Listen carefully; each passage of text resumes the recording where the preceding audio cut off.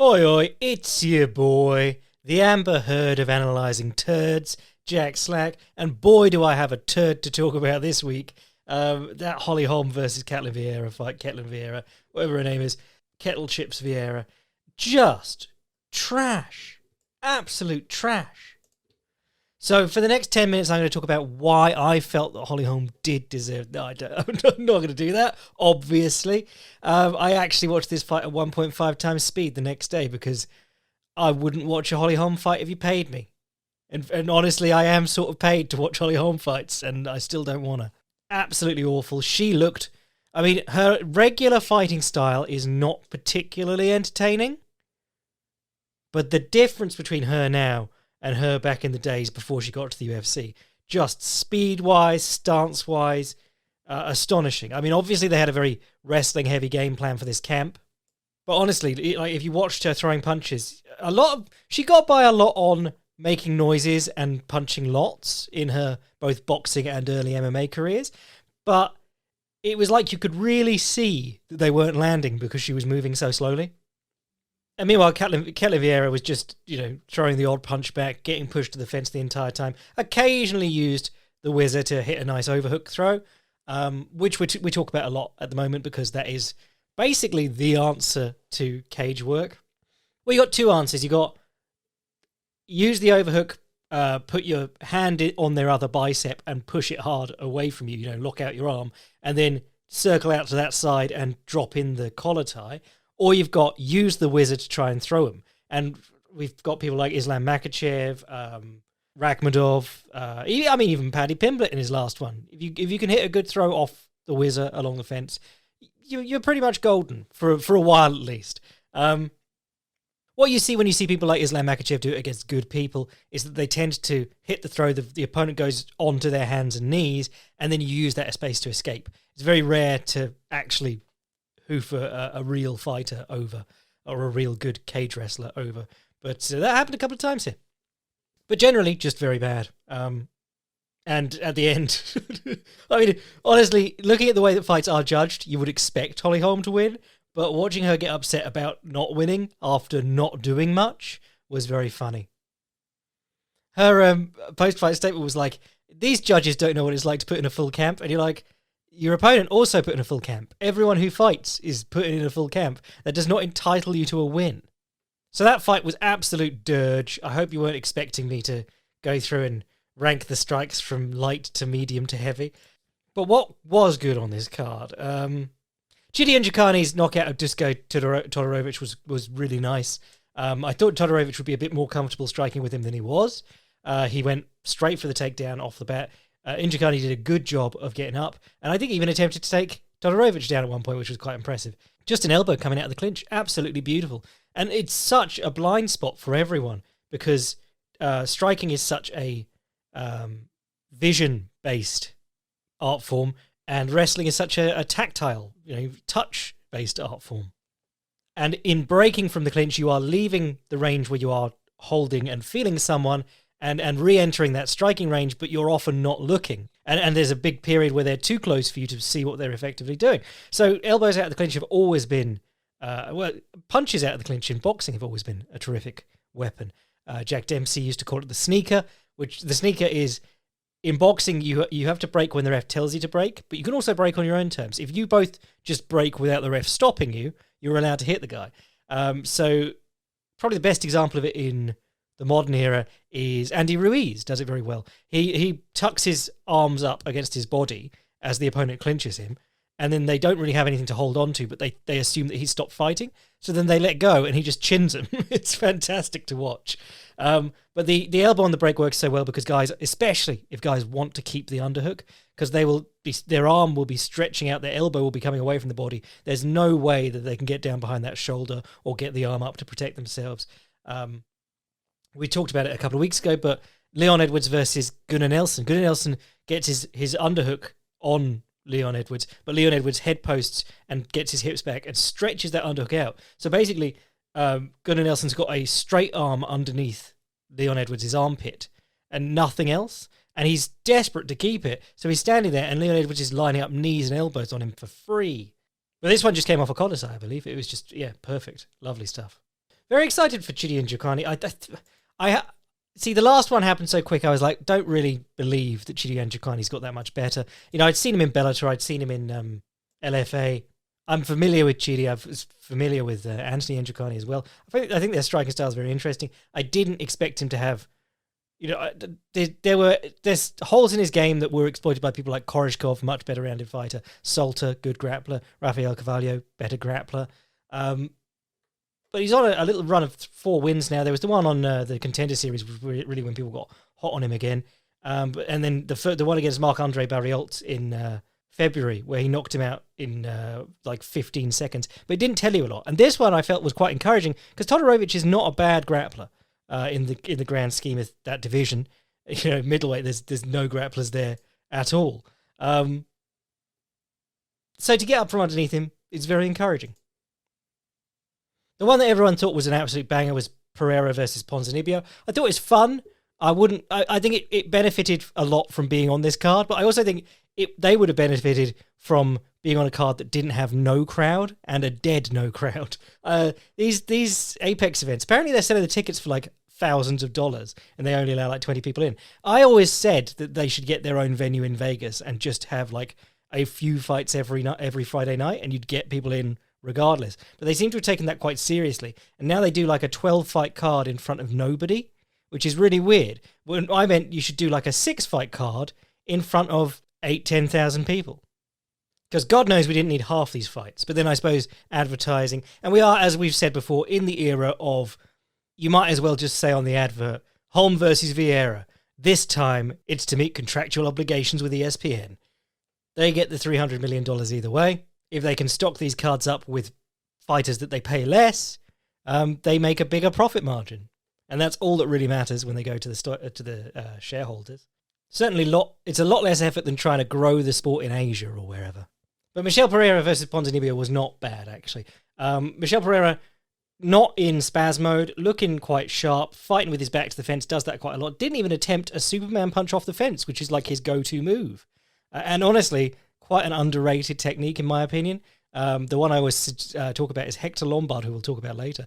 Hector Lombard versus Berkman. Was it Josh Berkman? And Berkman was massively overpowered in that fight, but he kept backing up to the fence in like a weird shoulder roll, and then he'd Superman punch off the fence, and every time he did, Lombard would run a mile and then go back to pressuring him.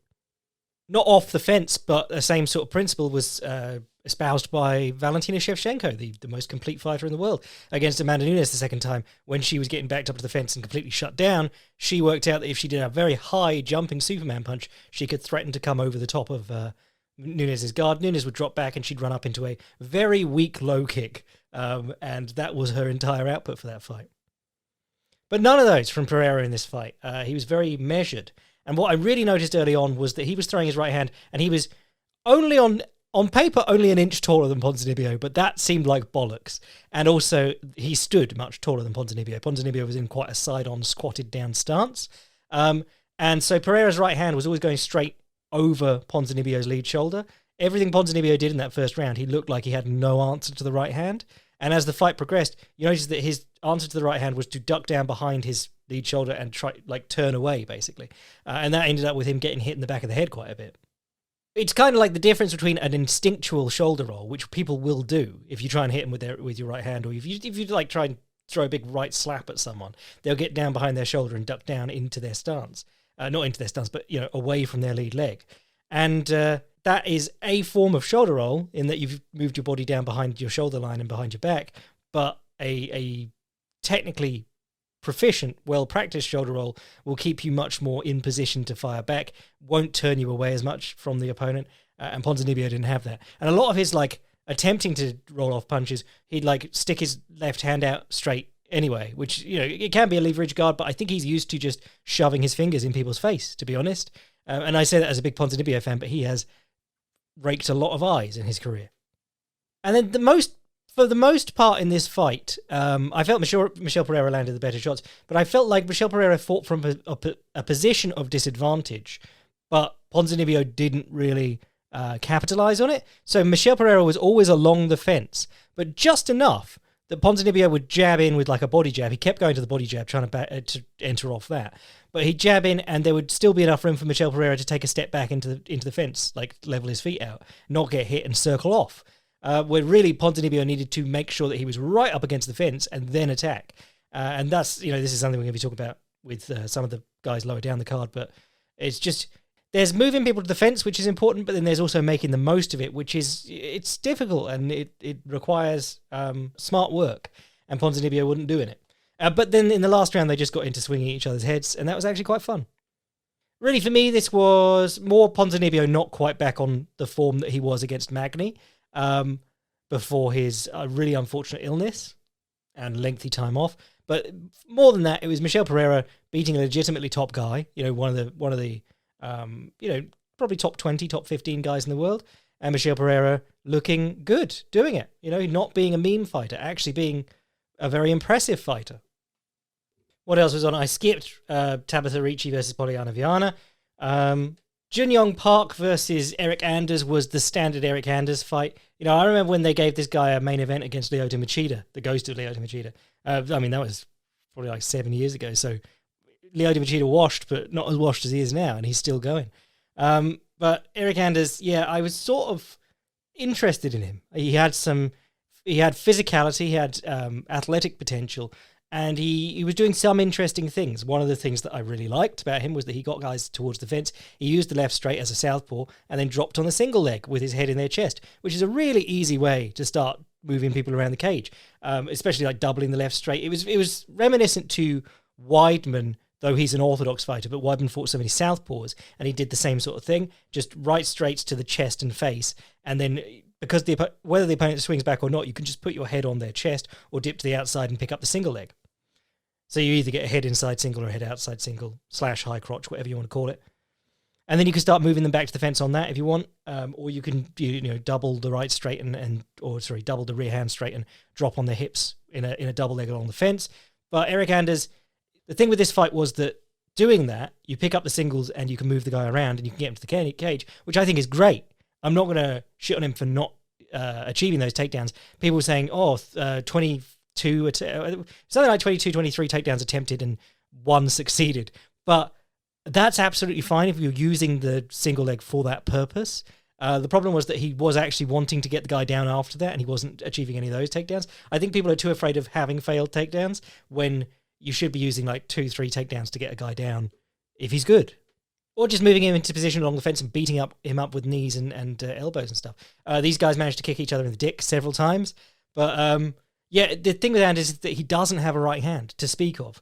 He just throws that left straight and then pushes his head in against the opponent's chest. So Junyoung Park, if he circled away from the left hand, got away, easy, off the fence. And if he threw his left hook back just as Anders threw his left straight, he caught Anders and then was able to circle off either direction because Anders was covering up. And then Anders is throwing up a head kick every few exchanges that looks like he's never stretched a day in his life. And no body kicks. And the secret to landing head kicks, whenever anyone asks me, what's the secret to landing head kicks? It's literally kick the body. That's the number one way to do it. Every good head kicker has been, you don't kick people's heads for free. They don't give it to you. And if you're known for kicking heads, they're definitely going to carry their hands high. The secret is getting the hands down. And to do that, you either have to front kick the body and then turn it over into a question mark kick, or round kick the body enough that their hands and elbows drop and you can kick them in the head. And you pair that with a left straight so you get them leaning or reaching, and then that also becomes more effective. But the head kick is a secondary weapon. You can use it to off-balance people by kicking their arm, but that wasn't what he was doing either. He was just throwing up a high kick for no reason. So if I sound annoyed, it's because I remember having to write a preview of Anders versus Machida and firstly being oh, for fuck's sake, why? But also because I felt like he did have potential, and everything I've seen from him since then has been the same fight. There's nothing new since that Machida fight. The only thing that's happened is that he's got older and slower. And he's saying that he's only going to do 2 more years. He's making a title run for 2 years or whatever, but something badly needs to change. And it's not that, maybe it's his training, maybe it's his strength and conditioning, maybe it's his diet or whatever, which is what fighters always convince themselves it is. But it's frankly that he just needs to learn something new. Get a fucking weapon off his right side, learn to right hook along the fence. Because he pushes people towards the fence pretty well, but if there's one direction that the guy can circle and he's absolutely fine and away from all your strikes and takedown attempts, that's not good. Add a fucking back kick if you really want. If you don't want to square up and throw a right hook, add a back kick. Add a step up right low kick. Hell, he's at the point where, like, with fighters like this, I mean, I do like the Iron Turtle, Junyon Park, but with fighters at this level, he could honestly switch to orthodox, hammer in the naked calf kick, and then switch back to southpaw to throw the left hand and shoot. And I think that would probably work well enough. Not that that should work, but I'm saying at this level it probably would.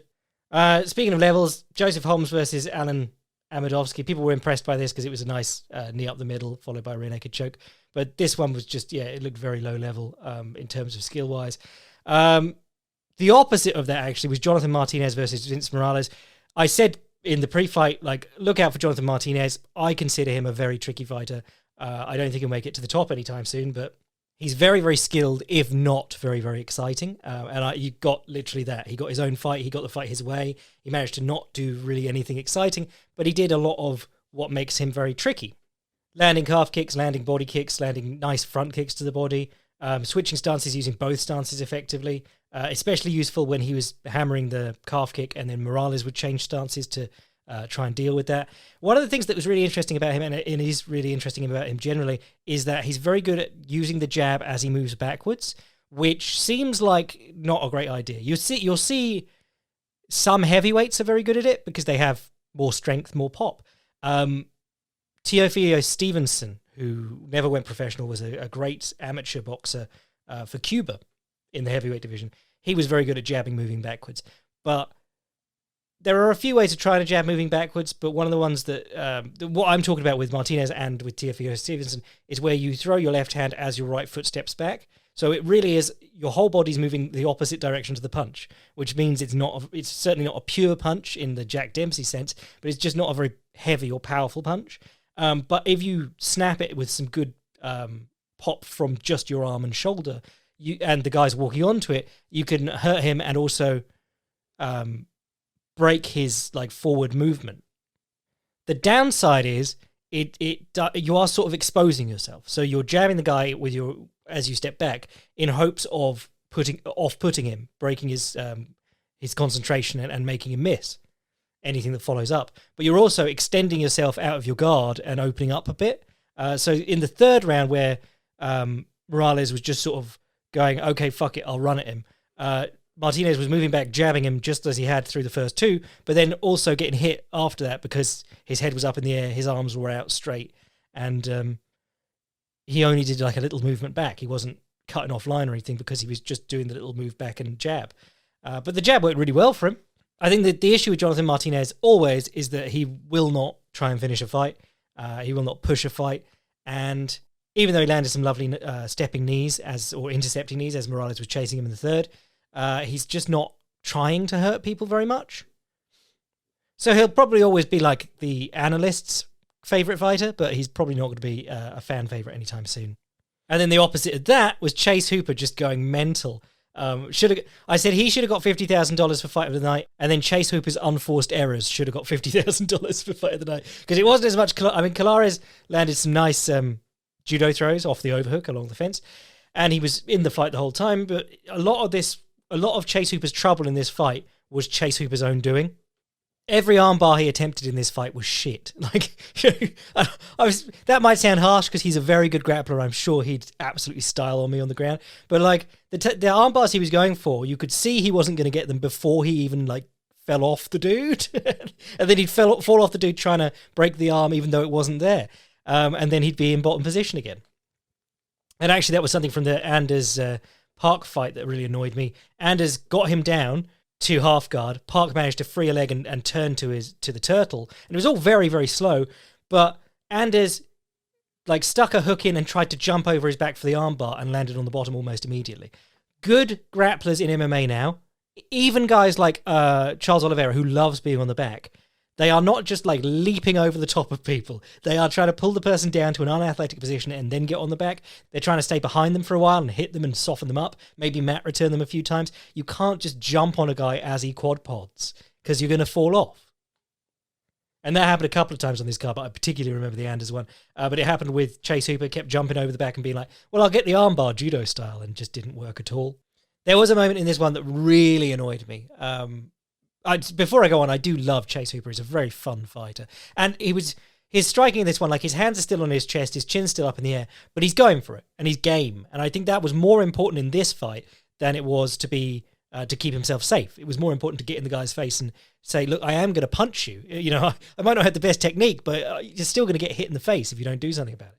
And that sort of hid some of his entries, allowed him to get on the guy's back along the fence, allowed him to get the back body lock, allowed him to do that weird thing where he grabbed the leg and rolled over his own back in the third round and ended up on bottom in like the Bass Fruit and neck crank. Another Chase Hooper unforced error. But the ground and pound was pretty good.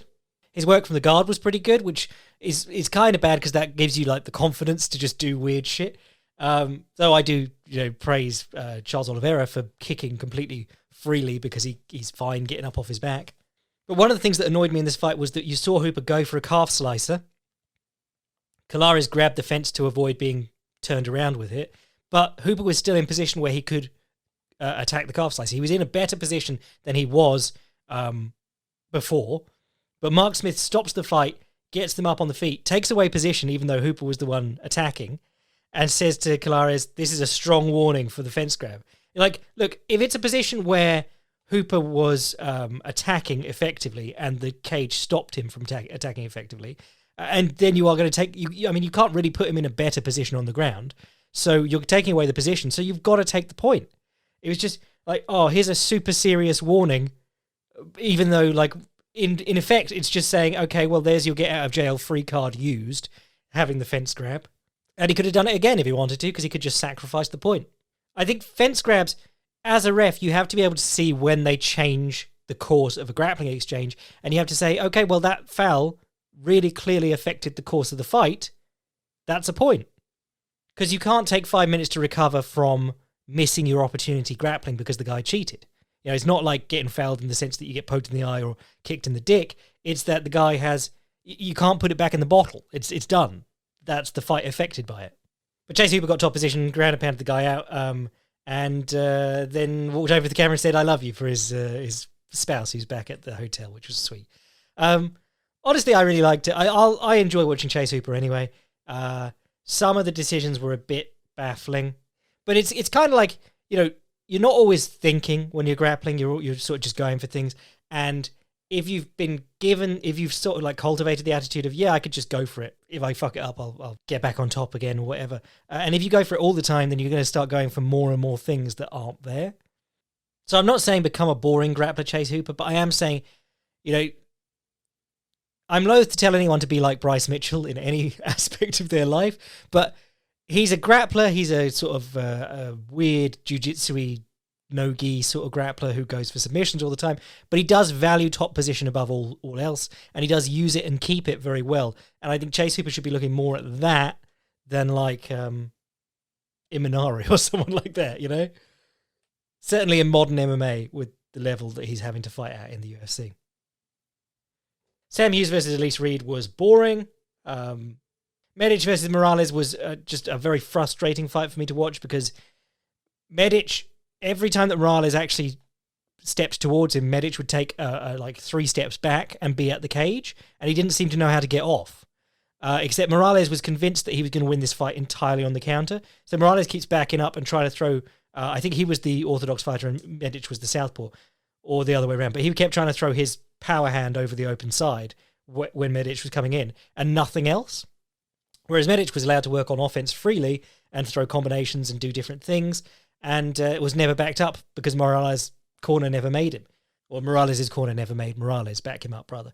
It seemed like the case where if Morales had just gone forward with like a double jab or something like that, doesn't even matter what he does, as long as there's something out there while he's stepping. Medic would have backed up to the fence and then he could have started swinging on him. But instead he fought the whole fight on the back foot trying to counter him, which is too slow.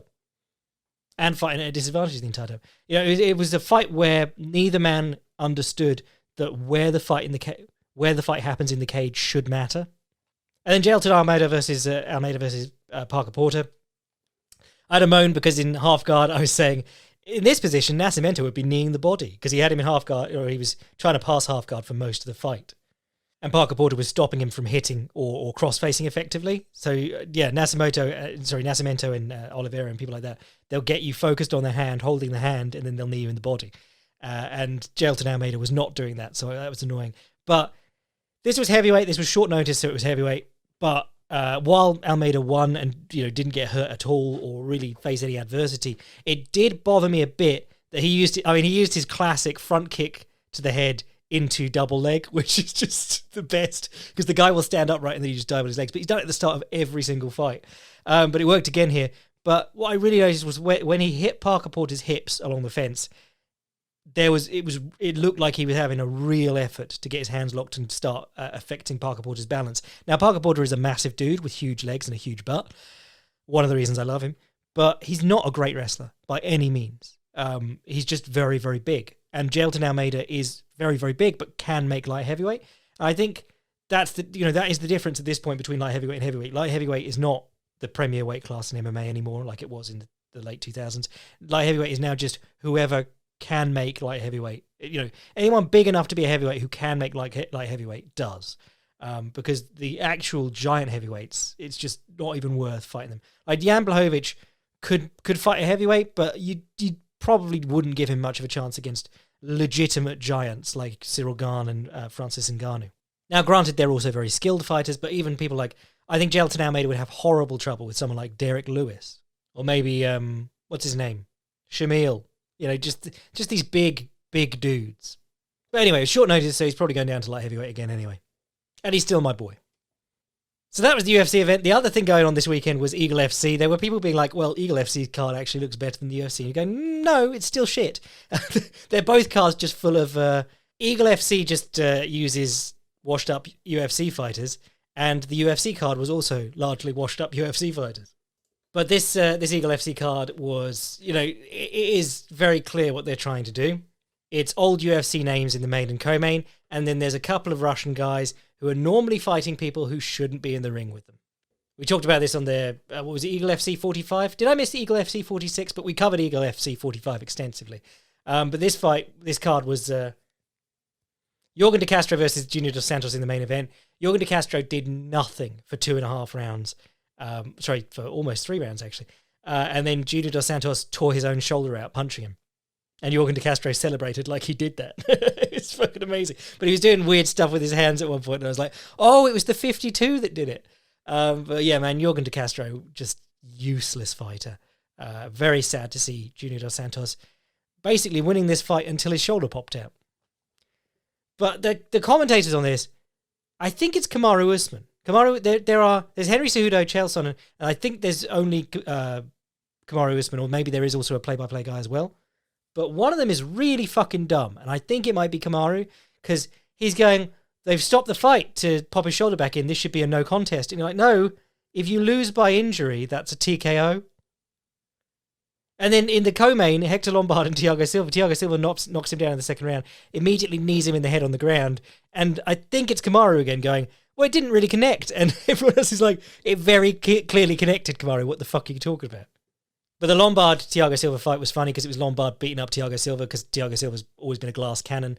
But then in the second round, Thiago Silva dropped him, kneed him in the head, and then the fight got waved off because he cheated and there was a legal knee, and Lombard was like, I can't continue. And then they're doing the official decision, and Thiago Silva's pointing at him and doing like the crying face sign, where you have your fist up by your eye and you're doing the ooh, boo-hoo.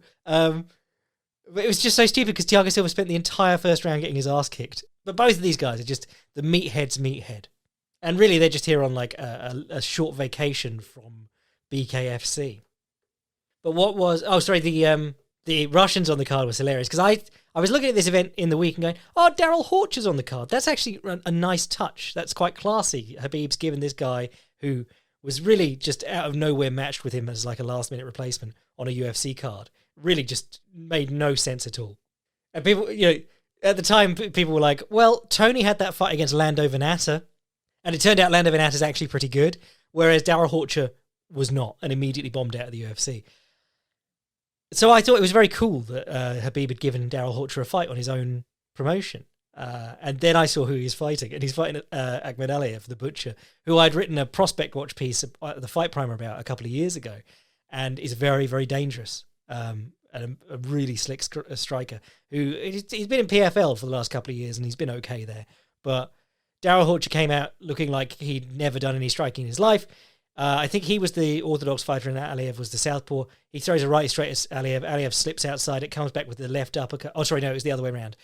Horcher was the orthodox fighter. Sorry, Horcher was the southpaw. Aliev was the orthodox. Aliev slips the right straight, comes back with the right uppercut and left hook, slaps him with the left hook, and then he immediately follows up with a 1-2 and knocks Horcher on his face. Horcher went down like, what you say? And that was the end of the fight. It was like 30 seconds, but man, that's not doing any favours for Horcher. Habib, you bastard. And then the other one was Islam Mamedov versus Zach Zane. This one was crazy, because I looked at this and I thought, why is Islam Mamedov, who only has 2 losses, 21-2, his losses are like a split decision to Benson Henderson, who, while he's lost a step, is still a very good fighter and been doing this at a high level for a long time. And the other loss was like in his second fight ever. So he's been pretty impressive. Like he's beaten Brent Primus, beaten Thiago Tavares in PFL. Actually has a win over Nathan Schultz back when it was WSOF. So he's a good fighter. And he's fighting this guy who's 15-12. So I went, hold on, that seems too obvious. There's got to be some more to this. Turns out he was supposed to be fighting Yodzenis Cedeno, who's a Cuban fighter, and had to drop out. Unfortunately, Cedeno's record was also 11-7. So they really were just trying to have Mamedov murder a guy. Bruh. And he actually did. So, yeah, I mean, Zach Zane just didn't look like he should be in there. He shot a couple of takedowns ineffectively. Mamedov went, okay, slowly moved to his back and easily rear naked choked him. At the same time that Chael was saying, Zach Zane's here to win or die. But yeah, I mean, that was all that really happened this week. I'm going to go and do some fun stuff now. I'm going to watch the last Karate Combat event, and I'm going to have a chat about that for the Patreon boys. If you missed it on Friday, I did the boycast, and I held off doing it until after 1, because 1 was actually really fun. It was an entirely striking-based card. If you don't know what their grift is they know that MMA is the hot search term. So they sell themselves as an MMA company, but really they're just selling 4-ounce Muay Thai, which honestly, a lot of the time is better than MMA. I'd rather watch the best Muay Thai fighters in the world fight in 4-ounce gloves than I would watch the kind of MMA fighters that one can actually get a hold of now, for the most part. I mean, they've got a couple of good guys. But there was also some fun grappling on that. Tyru Tolo choked out Gary Tonin in like 2 minutes. Rod Tang beat the snot out of some lad. Savas Michael is my new heartthrob. Absolutely love him. In fact, if you're going to watch anything from last weekend, Savas Michael's fight, I mean, watch the Rod Tang one, obviously, because he's unmissable, but the Savas Michael fight, that guy, he's just like seeing the Matrix. The guy, everything the opponent throws, he throws back the right counter at the right time in the right place. And it's all over the body. Like the guy will throw a kick, he'll kick him in the standing leg. The guy will throw a punch, he'll knee him in the body. It's really impressive stuff. But otherwise, that'll do us for today. I'm going to be back midweek, talk about some Karate Combat stuff. Didn't write a breakdown this week because, again, these fights were not great. But yeah, we'll get some stuff going because there's no UFC this weekend. And then it's Rosenstruck versus Volkov, which could be an absolute disaster. But there are a couple of good fights on that card. I'm looking forward to Danny Ige versus Evloev, for instance. And Ode Osborne was good last time out. Joe Selecki's decent. Yeah, we'll deal with that when we get to it. In the meantime, if you want to get in on the extra stuff I write and pod and do for the Patreon boys and support the podcast, become a patron or sign up to the Patreon. That's what I normally say. If you want to send an email to the podcast, jackslackpodcast@gmail.com. And if you want to see what I'm writing at any time, fightprimer.com. I am your boy, Jack Slack. Holly Holm out of the title picture, ? Bless.